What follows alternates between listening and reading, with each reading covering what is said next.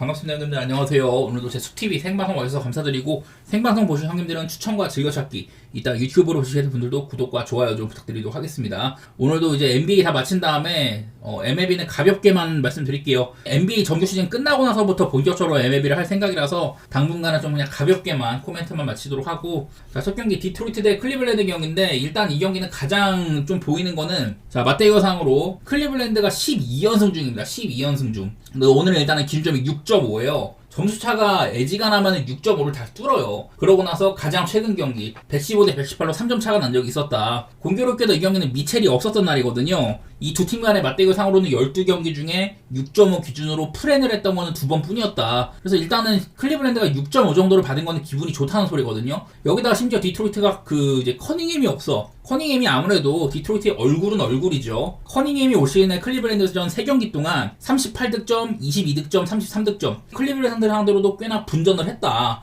이런 건데, 오늘은 그 커닝햄조차 없는 날이고 클리블랜드는 별다른 결장 없습니다. 이게 내일 클리블랜드가 이제 백투백인데, 오늘도 샌안토니오한테 꽤나 어려운 경기를 했어요. 오펜리버 많이 따이면서 그냥 막바지야 겨우겨우 승리를 했는데, 자, 디트로이트는 일단은 그 커닝햄 얘기를 좀 해야 되겠죠. 자, 케이드 커닝햄이 없는 날들을 한번 살펴볼게요. 커닝햄이 보면 이렇게 뭐 빠져서 날이 종종 있는데, 패, 승, 패, 패. 이때는 필라델피아 이기고 2승 3패, 두 번 다 이겼어요. 최근에 없었을 때. 4승 3패입니다. 커닝햄이 없는 디트로이트는 7경기 동안 4승 3패 정도로, 그리고 뭐 직전 경기 때는 122득점, 그전에는 뭐 136득점 이렇게 하면서 점수를 못 낸 것도 아니에요. 아무래도 커닝햄이 없으면은 내일 슈로더가 아마 1번 자리를 잡고 이렇게 할 텐데, 사실 가늠이 잘 안 됩니다.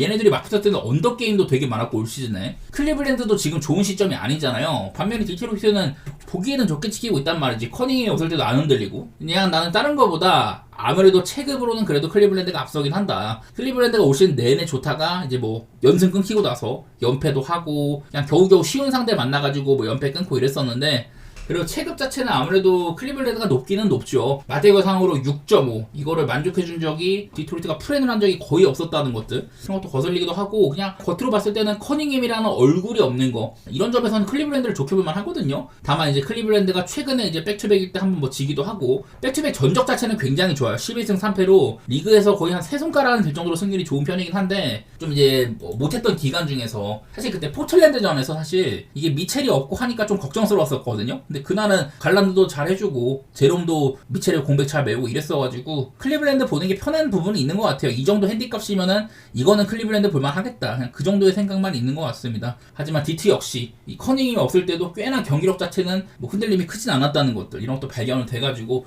의심스러운 경기라고 할 수 있을 것 같고요. 저는 개인적으로 230은 그냥 언더 생각해 보도록 할게요. 일단 클리블랜드가 한 짱태만큼 지금 오바팀은 아니라는 것들, 디트로이트도 종종 언더게임 많이 나오죠. 직전 경기 샌안토니오도 밀봉시키기도 하고 본인들의 득점이 모자란 적도 있고 이래갖고, 전 디트로이트는 물론 이제 빠른 팀이고 그렇게 보이긴 한데, 클리블랜드 같은 팀 상대로는 좀 어려울 만도 하다, 커닝힘이 없다, 이런 거에 좀 주목해보도록 할게요. 진짜 가늠이 안 되는 경기 같아요. 사실은 어려울 것 같습니다. 자, 그 다음에는 토론토 대 샬럿 경기인데, 탱킹팀 매치죠. 탱킹팀 매치.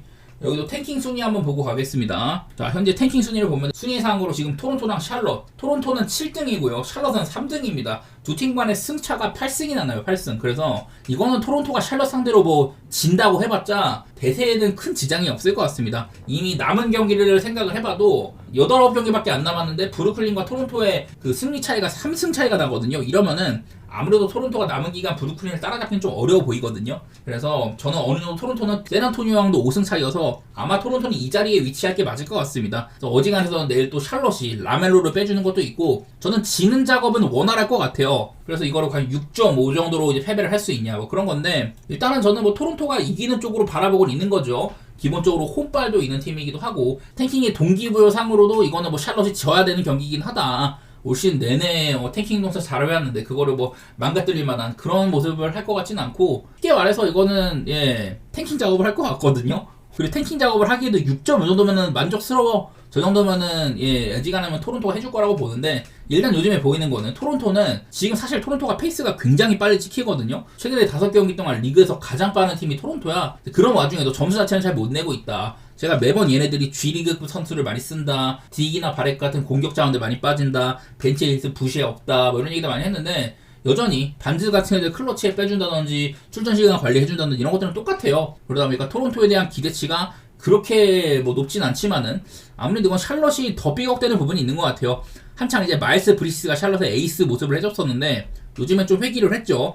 한창 좋은 구간에 있다가 지금은 별로 이런 상태여가지고 그 전에 이제 브루클린과 경기를 하고 오늘 샬럿 그리고 다음에 또 이제 필라델피아랑 탱킹 매치 3연전을 하거든요. 이 기간 동안 뭐 부지런히 진다고 해도 토론토가 더 순위를 낮추기는 어려울 것 같고 제가 봤을 땐 이거는 아무래도 토론토도 홈발이 있는 팀이기 때문에 그런 면에서는 그냥 토론토 쪽을 보는 게 편해 보이고요. 사실 언더오버는 저는 원래 두 팀 매치면 언더 보고 싶긴 했는데 요즘에 토론토 때문에 그렇게 막 편하진 않거든요. 언더오버는 그냥 저는 뭐 토론토의 마행 정도? 그게 더 편할 것 같습니다. 그 다음에 브루클린 대 클리퍼스 경기 있는데요. 저는 저번에도 브루클린이 얘네 팀의 색깔 상대보다 더 많은 오펜시브 리바운드를 잡아가지고 상대의 공격은 최대한 적게 하게 하고 더 많은 공격 기회를 가져간다. 하지만 공격의 재능이 모자라가지고 되게 언더를 만드는 팀이라고 했었는데 지금 보면은 브루클린이 여전히 7경기 동안 이런 공격 카테고리는 굉장히 별로입니다. 그에 반해서 수비는 꽤 좋게 지키는 팀이죠. 상당한 언더팀을 만드는 그런 모습이라고 할 수가 있어요. 반대로 클리퍼스는 공수 양면에서 요즘에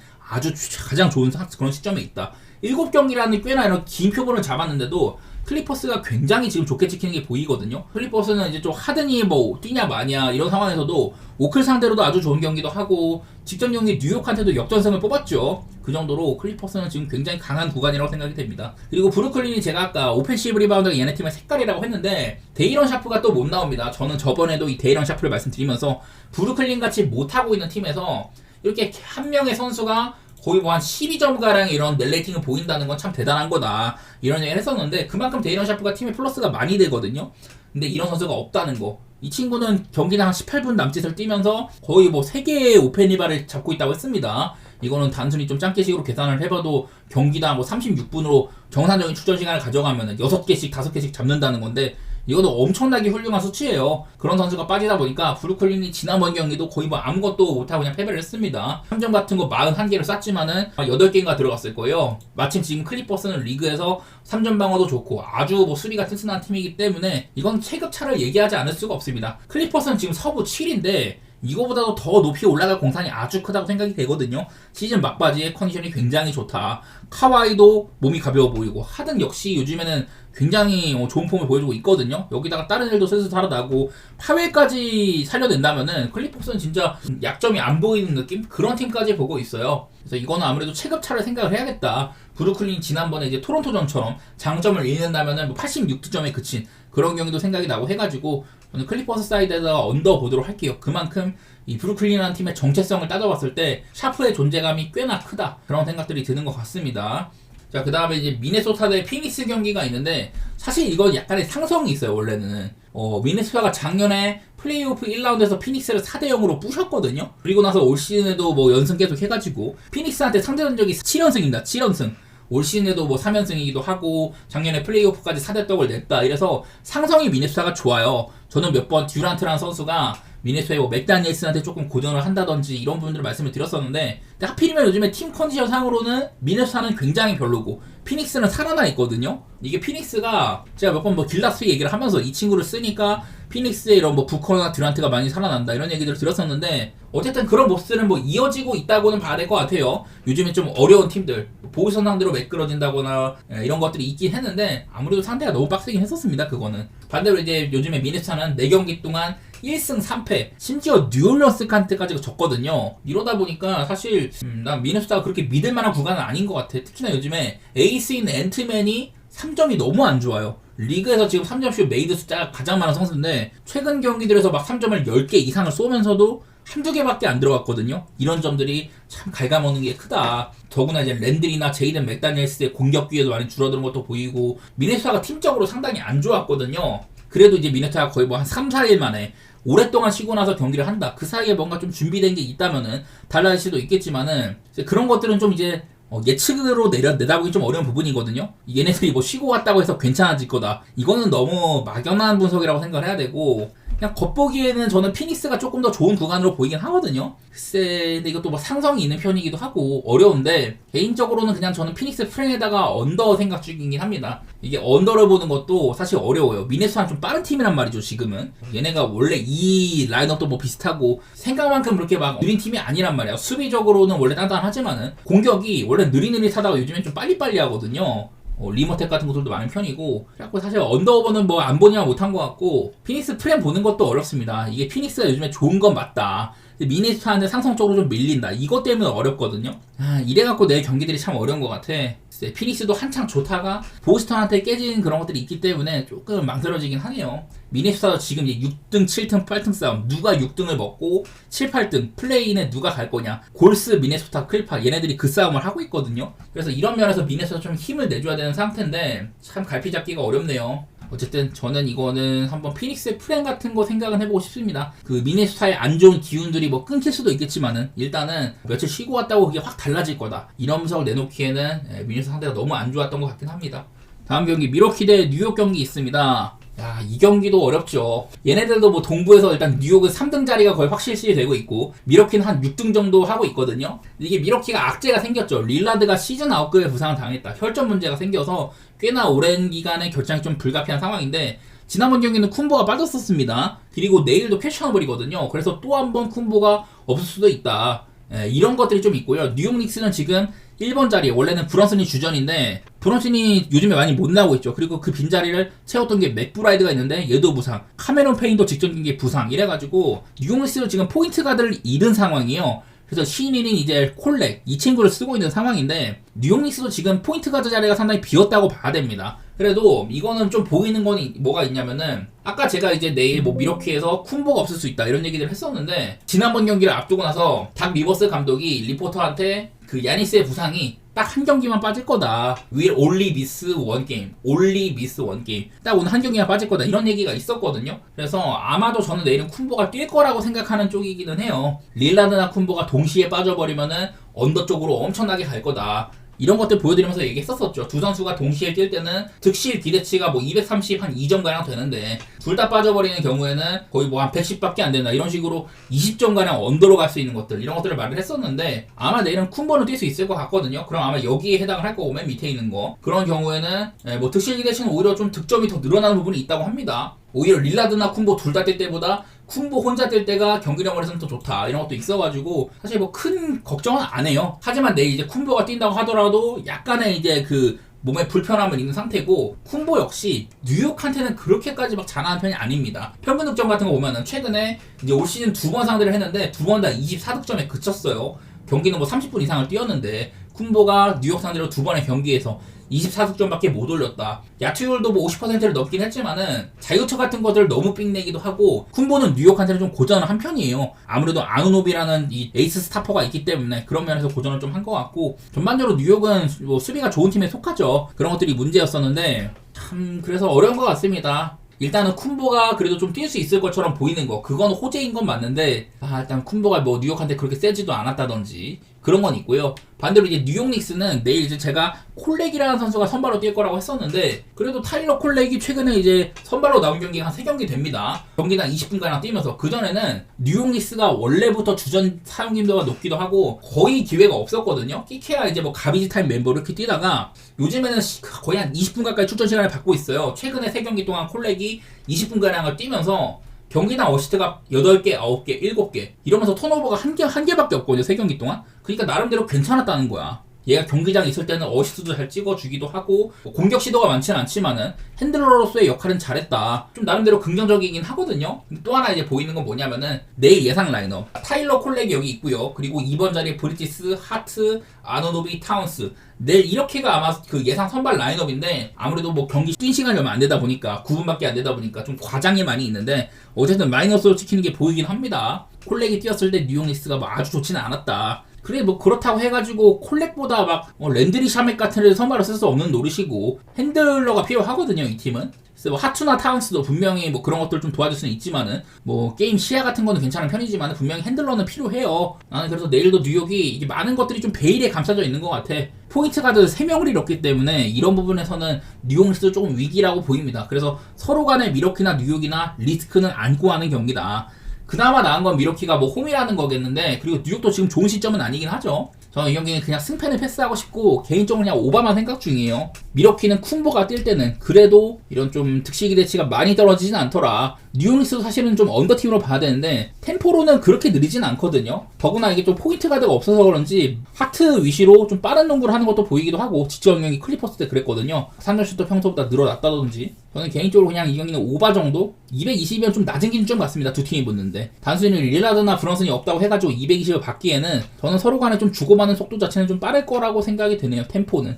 그 정도만 볼게요. 이건 승패는 나는 좀 어려운 것 같아.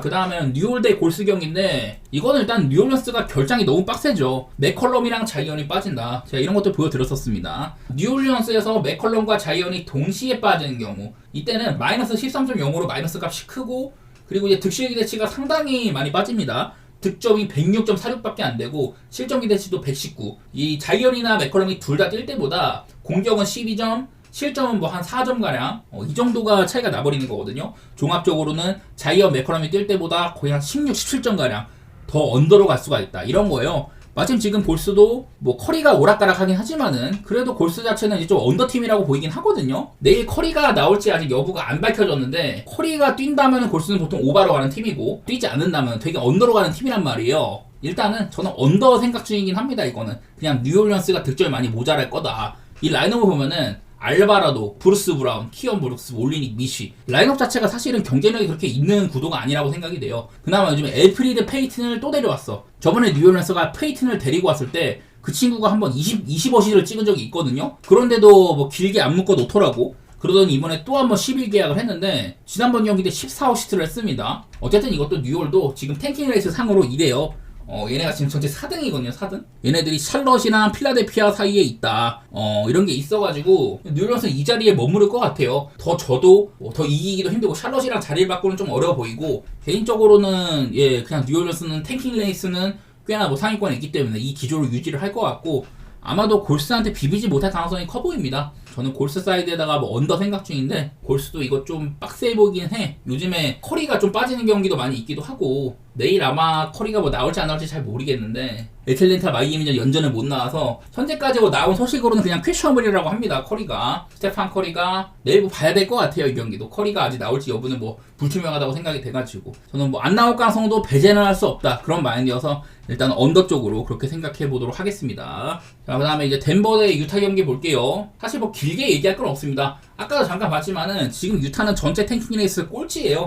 워싱턴이랑 경쟁을 하고 있는데 유타가 아무래도 이거를 뭐 리스크를 감수하지 않을 것 같아요. 지금 어떻게 얻어낸 꼴찌 자리인데 당연히 유타는 지는 작업을 해야 된다고 봅니다. 당연하게도 유타는 덴버한테 뭐 게임상으로도 많이 밀리기도 하고 이길 만한 당위성도 없다 이런 것들이 보이는데 그냥 16.5라는 기준점은 너무 빡세요. 저는 매번 이 정도의 기준점은 이거는 가비지를 가더라도 위험하다 이런 얘기를 많이 들리는데 특히나 지금 덴버가 핸디를 보기에 그렇게 좋은 팀이 아닙니다. 물론 이제 요키치가 없는 기간도 있지만은 이게 덴버가 수비가 너무 안 좋거든요. 기본적으로 요키치는 수비가 안 좋은 선수죠. 그리고 뭐 머레이나 브라운, 마포주, 고든 이 중에는 그나마 고든 정도? 이 친구 말고는 수비적으로 뭔가를 해줄 만한 선수가 별로 없어.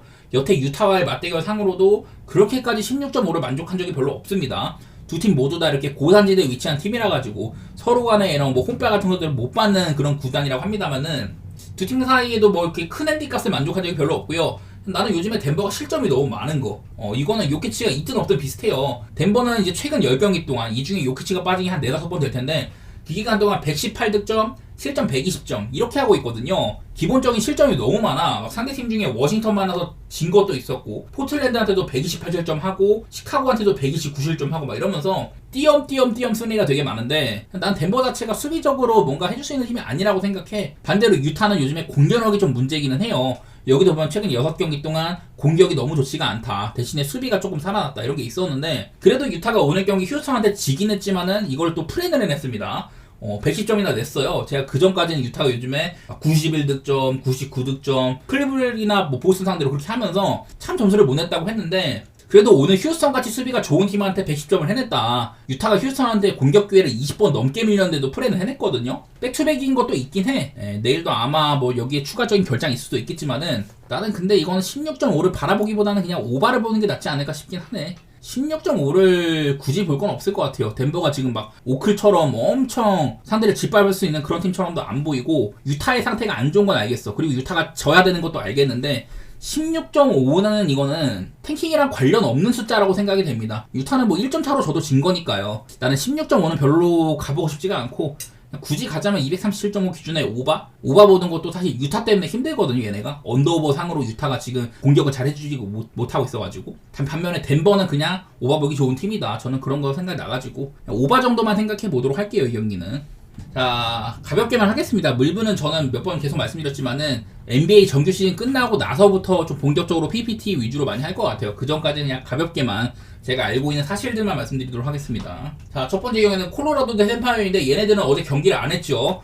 전체 어디 30개 구단 중에 28개 구단이 개막전을 했는데, 이 경기만 딱 하나 빈 경기였습니다. 페피오랑 프리랜드가 붙는다고 하는데요. 사실 프리랜드가 지난 시즌 중반에 복귀를 해가지고 딱 이제 복귀하고 조금 잘했었어. 근데 그러다가 금방 또 무너졌거든요. 그래서 뭐 생각보다 나쁘진 않았지만은 아무래도 페피오한테 비빌 바는 안 되는 것 같습니다. 내일 경기가 뭐 사실 콜로라도의 홈구장도 아니에요. 쿠어스도 아니고 그냥 이 경기는 뭐 페피오의 그 이제 템파베이 홈구장인데, 그 페피오는 다드스 시절에도 콜로라도한테 굉장히 강한 모습이 있었거든요. 키케야 뭐 3경기 던진 거긴 하지만은 그 경기 동안 나쁘지 않았다. 뭐 그런 것도 발생하는 것 같고, 그냥 작년에 보여준 모습도 프리랜드보다는 페피오가 좀 더 나았다고 봐요. 페피오가 과연 얼마나 이닝을 더 먹을 수 있느냐, 이런 것들이 관건일 것 같은데, 글쎄 콜로라도는 작년에 얘네들이 뭐 빠따상으로도 그렇고 별로 안 좋은 모습들이 더 많았었거든요. 그냥 그런 게 생각이 나가지고, 그 템파베이도 사실 공격이 안 좋아. 얘네들이 OPS 작년에 29등이에요. 29등. 대신에 좀 투수진이 괜찮았다는 거, 그런 게 있긴 했는데, 반대로 그냥 독보적으로 콜로라도는 마운드가 멸망했던 팀이다. 개인적으로 그냥 템파베이 쪽을 조금 더 긍정적으로 보겠습니다. 볼티모어 대 토론토 경기인데, 찰리 모튼이랑 거스먼이 붙죠. 자, 거스먼이 작년 초반에 너무 안 좋았어. 진짜 안 좋았었는데, 근데 그러고 나서 이제 막판에 한 10경기 동안 방어율이 2.7 정도 되거든요. 우리가 알던 거스먼의 모습을 보여준 거야. 그러니까 따지고 보면은. 저는 그런 부분은 나름대로 좀 괜찮게 생각을 합니다. 살아났었다는 것들. 반대로 찰리 모튼은 나이가 너무 많죠. 이제 구속도 떨어지게 보였었고, 이분은 이제 컵으로 먹고 사는 분인데, 작년에는 커브도 그 전년도에 비해서는 좀 별로였었습니다.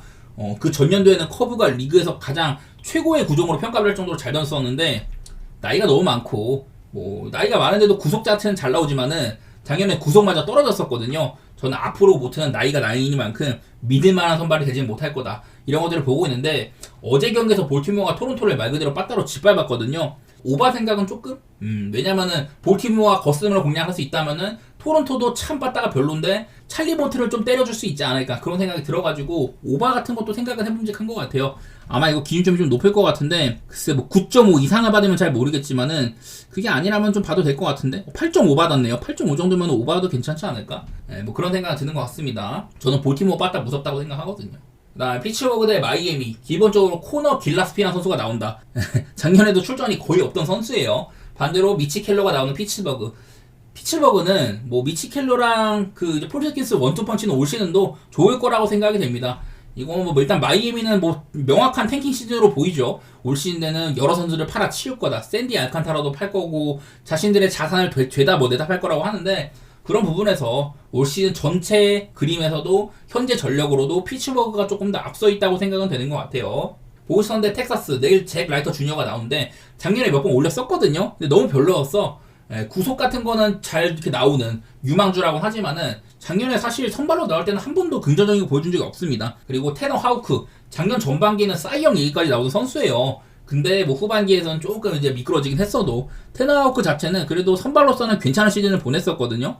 다만 이제 후반기에는 믿음이 많이 줄었다는 거, 그게 좀 아쉽긴 한데, 뭐 저는 뭐 나쁘진 않다고 생각이 듭니다. 하우크가 그래도 작년에 뭐 3.12 정도로 훌륭한 시즌을, 뭐랄까 전반기에 좋았던 모습들을 그래도 좀 유지를 한 편이긴 해가지고, 그런 면에서는 이제 보스턴에서 믿을만한 선발이라고 보이고요. 그래서 이건 텍사스의 빠따도 무섭기는 한데, 뭐 지난번 경기 때 보스턴이 이겼던 것도 있고, 잭 라이터 주니어 정도면 좀 공략할 만한 선발이라고 보여요. 그런 면에서 저는 이건 보스턴이 좀 유리한 매치가 될 것 같다. 저는 잭 라이터 주니어를 그렇게 높이 평가하진 않겠습니다. 물론 작년의 모습만 보여준 거서 1년 만에 얼마나 성장했을지는 모르겠는데, 뭐 딱히 긍정적으로 볼 거는 일단 없을 것 같아요.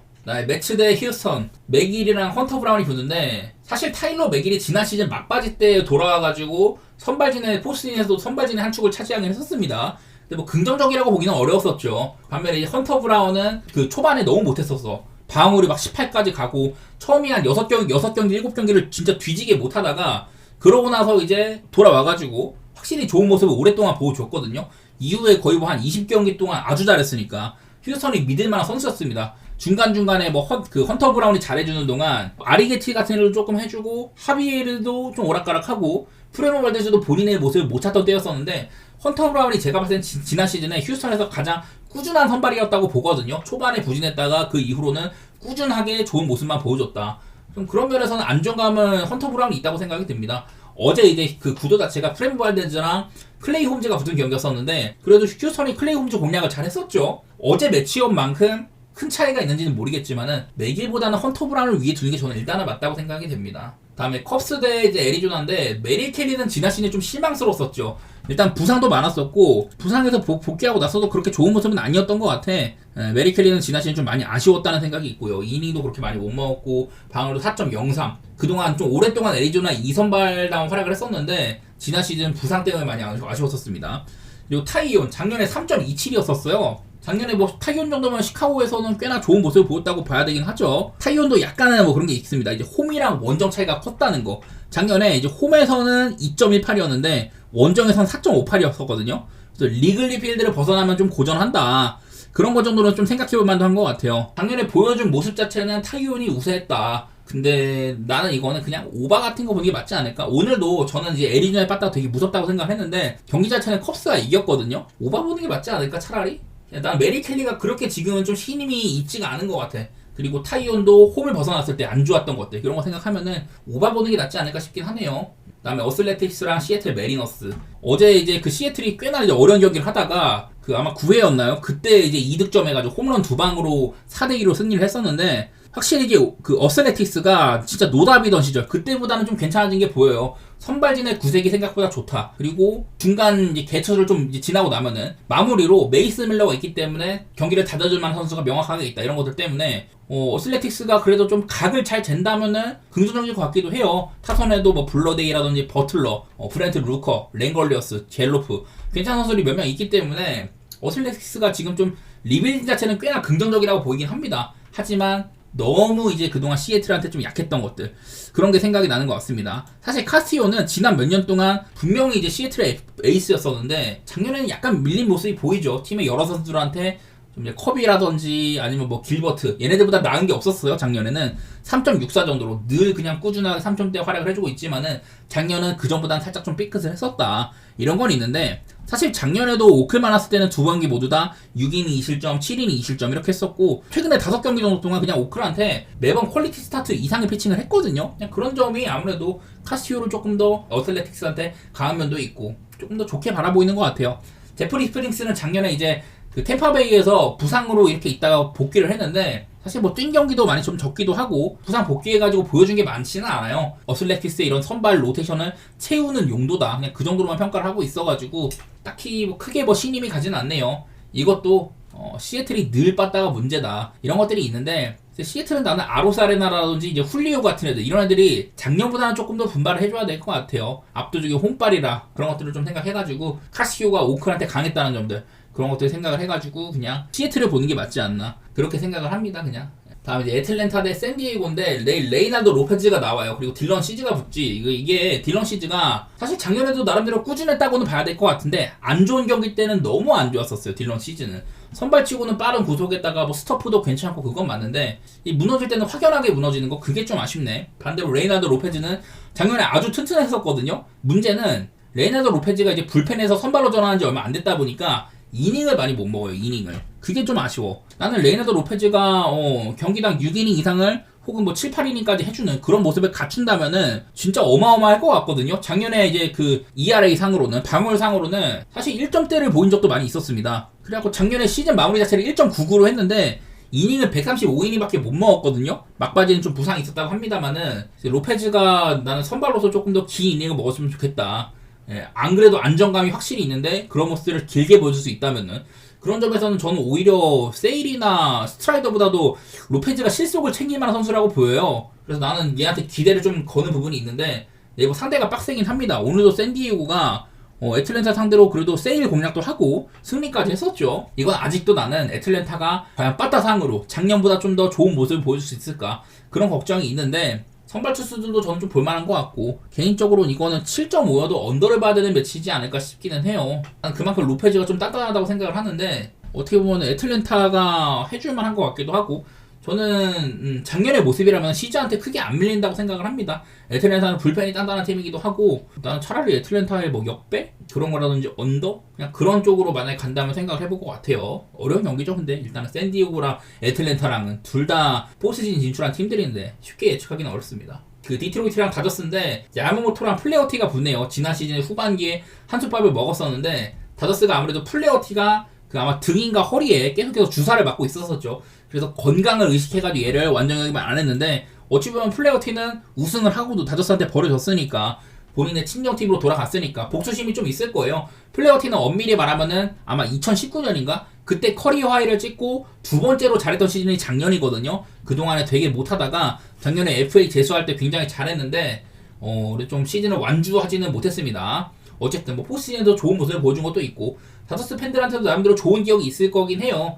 근데 어쨌든 간에 이게 야마모토가 그 이제 일본 시리즈에서 그때도 뭐 컵스 상대로 5이닝 실점 해주기도 하고 포스트 시즌에서도 좋은 모습 보여줬었죠. 적응만 조금 더 잘한다면은 야마모토가 무서울 거라고 보긴 하거든요. 아무래도 작년에 얘가 받는 돈이 엄청나다 보니까 시즌에 뭐 한 100이닝 남짓 먹고 3.23 나쁘지 않은 성적을 거뒀음에도 욕을 되게 많이 먹었거든요. 나는 그래도 그 첫 시즌 치고선 3.23이면 나쁘지 않은 것 같아.